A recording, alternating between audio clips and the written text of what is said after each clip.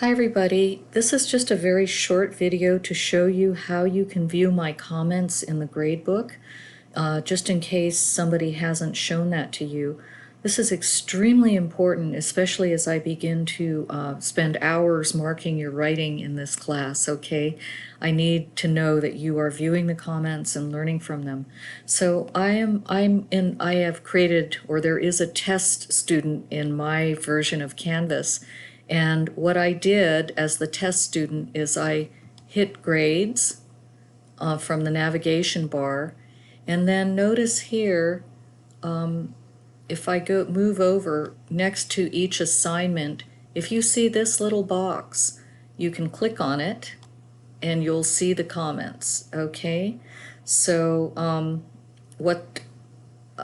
basically what this is saying here is, I'll scroll it back. Hello, test student. I would like you to read my comments in the gradebook. Okay, so if you have any questions, let me know, but please be sure that you know how to do that. Okay, great.